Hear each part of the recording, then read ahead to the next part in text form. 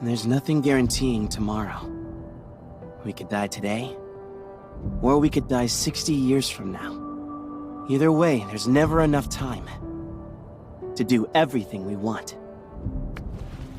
With that in mind, I'm gonna... And I'll explain the Deku part later because he reminds me a lot of that in my favorite episode. But let's get into that, guys. Important character that I really enjoyed. And that character was Higurashi. He was like the perfect foil of Akira himself, a perfect antagonist. Because, wow, speaking of the live action, I didn't even realize that this was an adaptation from a manga and an anime. I might have to go check it out because critics have praised the show for its unique take on the zombie genre, its engaging visuals, and its ability to blend comedy with poignant, life-affirming messages. I want you to close your eyes and imagine. Imagine the apocalypse not as an end, but as a wild, colorful beginning to truly living life. Welcome, my friends, to Zom 100, Bucket List of the Dead, where the undead might just be the kickstart to a life a lot less ordinary. Zom 100, Bucket List of the Dead, or Zom 100, 100 Things I Want to Do Before I Become a Zombie, which is the Japanese translation, is a Japanese manga series written by Haro Aso, illustrated by Kotaro Takata. It has been serialized in Shogakukan Seinen Manga Magazine Monthly Sunday Gene X since October 2018, with its chapters collected in 16 Takabotun volumes as of February 2024. The series is licensed for English release in North America by Viz Media. An anime television series adaptation produced by Bug Films aired from July to December of 2023. It is licensed by Viz Media outside of Asia and by Muse Communication for Asia Pacific. A live-action film adaptation premiered on Netflix in August 2023. Wow, speaking of the live action, I didn't even realize that this was an adaptation from a manga and an anime. I might have to go check it out because as much as I love this anime, I'm pretty sure I'm gonna like the live action because it's really exciting. So without further ado, guys, let's get into what I really enjoyed about Zom 100 and I think a case for why you guys should watch it as well. Zom 100, Bucket List of the Dead brings a refreshing twist to the zombie genre, turning a nightmare scenario into an opportunity for liberation. Akira Tendo, tired of his soul-crushing job, sees the zombie apocalypse as a bizarre yet perfect chance to start living. The series stands out by injecting vibrant color and humor into what is traditionally a dark theme, turning gloom into adventure to fulfill bucket list dreams before turning into a zombie. I think the reason I enjoyed this show so much was because they were able to spin something negative like, a zombie apocalypse into something humor and funny and exciting like a normal anime would be. And I feel like only anime would be able to capture something in that way, like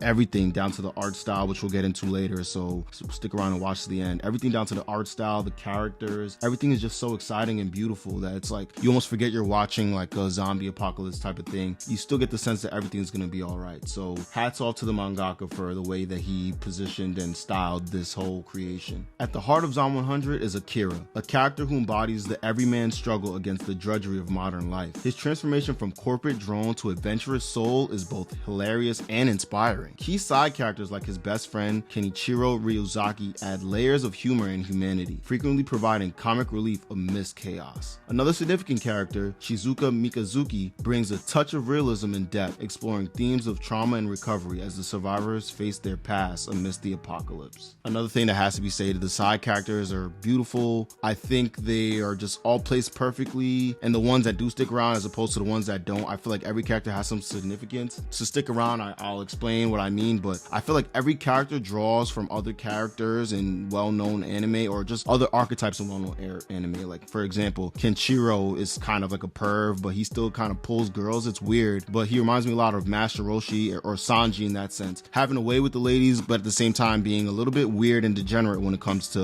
sexual dynamics and relationships. So it's a very interesting thing to see. And also the main character of Akira, he reminds me of, I think, every main character. Like I'm getting a little bit of Denji from Chainsaw Man, Deku from My Hero Academia. Like I get it all from him, even Eren at points. And I'll explain the Deku part later because he reminds me a lot of that in my favorite episode. But let's get into that, guys. The anime thrives on a bold, eye-catching art style that matches its upbeat narrative tone. Scenes are painted with a kaleidoscope of colors that contrast sharply against the typical dark hues of zombie shows. This choice highlights the thematic shift from despair to personal freedom and joy, even in the face of horror. Zom 100 cleverly addresses real-world issues like workplace exploitation and existential dread through the lens of a zombie-infested Tokyo. It challenges viewers to think about what it truly means to live, rather than just exist, using the undead as a metaphor for breaking free from societal constraints. The juxtaposition of a fun, carefree attitude towards the apocalypse with the sober reality of Akira's previous life prompts deep reflections on happiness and personal fulfillment. And this right here is a point that I really had to make, because it somehow was able to take something as serious as a zombie apocalypse, but turn it into humor, and it's funny and fun, something that only anime can do. And that's what really made me enjoy the show. I think it was very strategic on the mangaka to do this, and because obviously things like workplace exploitation are a really big thing, especially in Japan, but he so craftily makes it in a way where it's like, hey, look at these problems, these are real problems, but we can laugh about it and address them later. And that's what I really enjoyed about the anime. Critics have praised the show for its unique take on the zombie genre, its engaging visuals, and its ability to blend comedy with poignant, life-affirming messages. The show resonates especially with younger audiences who can empathize with Akira's initial feelings of entrapment in an unfulfilling job, making it a hit amongst millennials and Gen Z viewers. And I'll agree with that, because as I was watching it, I was just like, wow, this show is really speaking to me. Like, it was just about taking risks and doing what you want in life. And obviously, like, a zombie apocalypse, taking risks and fighting zombies is the highest of risks, and they don't mean that specifically, but in context, I understood what they meant, and I have been applying it to my life since I started watching, and I believe you can do that as well. If you're liking what you're viewing so far, guys, leave a like, comment, and subscribe. It sincerely helps the channel, and I really greatly appreciate it, so thank you. But Zom 100 isn't just about zombies. It's a sharp critique of modern society's grind. Akira's initial mundane life, filled with overwork and little personal satisfaction, mirrors many viewers' realities. This anime takes a jab at corporate culture that burns out its employees, suggesting perhaps a zombie apocalypse isn't the worst thing compared to a life devoid of purpose and joy. This satirical approach invites viewers to question their own life choices and the structure of our society. So now we gotta talk about my favorite episode, which was episode 5, Hero of the Dead. And man, what can I say? Like, it was just a really creative episode. Like, his childhood dream was becoming a hero, a superhero, and he does just that in just a very creative and fun way. He saves everyone, and he is a superhero. And I will say that I felt like I was literally watching a My Hero Academia movie. Like, I'll be honest, guys, don't think because this is like a seinen manga that it's not gonna have action. There's a lot of action in there, and it keeps you at the edge of your seats. Like, everything's really exciting. And another thing that I want to say I feel like they stole on was the whole Death Note thing, with basically whatever is written in that notebook seems to come true. I feel like that was kind of like a Death Note thing. I was just getting a Death Note vibe from that, so I enjoyed that a lot. Another one of my favorite episodes as well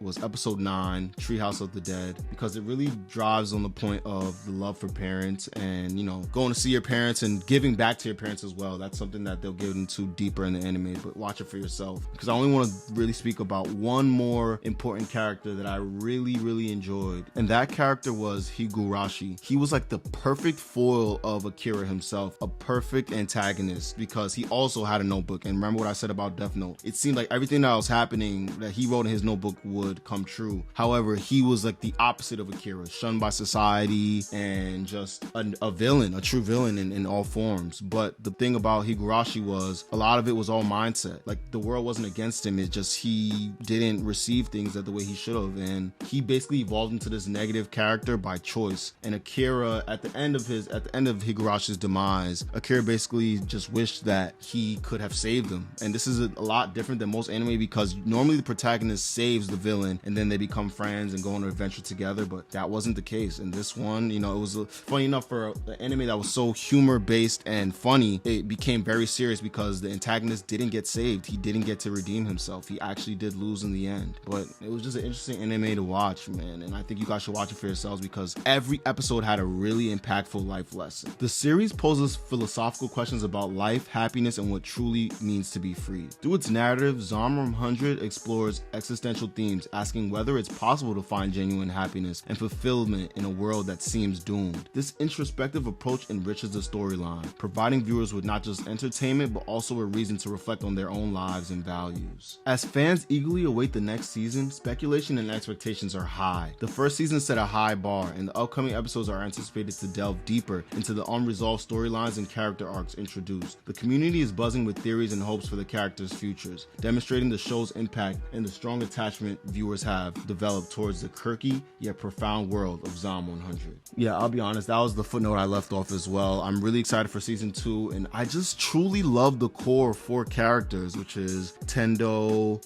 Kenshiro, Shizuka, and then the other samurai girl that's from wherever she's from. I think she's from Germany and she's a samurai. I really enjoy the character. They're like 4 peas in a pod. They're the best. Like, I found myself literally watching the end screen theme because it was just so, I just really love their chemistry as 4 characters. And like, I'll be honest, I think they're like in some type of like 4-way relationship. It's a little weird, but because you got to remember, guys, these kids are like, what, they're like 25 because Akira's 3 years out of college, so that'll put them around 24, 25. So they're not teenagers by any standards, so they're young adults. And like, it's a lot of sexual undertones in the show, but they do it in a really good way, so it's like really interesting. But I'm like, whoa, did they just like have a foursome in the pool, in the hot spring? Like, go watch the episode, guys. I don't want to spoil it for you guys, but I want you to enjoy it as much as I enjoyed it. So go watch this anime, and it's good to explore new things because you never know what you'll find. We're always stuck into the traditional, conventional anime, but you know, I actually got recommended this anime by a friend, and when I watched it, I ended up really liking it. It was just as good as any of these mainstream anime, probably even better. So go check it out, and always be open to, you know, watching new things and trying out new things. But in conclusion, Zom 100 Bucket List of the Dead is much more than your average zombie show. It's a thoughtful, vibrant exploration of life's potential, even in the most unlikely circumstances. This series challenges viewers to think differently about their priorities and the possibilities that lie beyond the conventional. Join us as we continue to follow Akira's extraordinary journey in a world where the undead aren't just monsters, but also a metaphor for awakening to life's true potential. And remember, if you found this analysis insightful, please like, subscribe, and hit the bell for more thoughtful reviews. Share your thoughts and theories in the comments below, and let's keep the conversation going.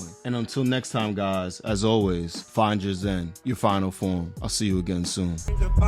And I change clothes like my hoes. I love designer, and I change my flows like who knows. I want the commas, Benny Hannes.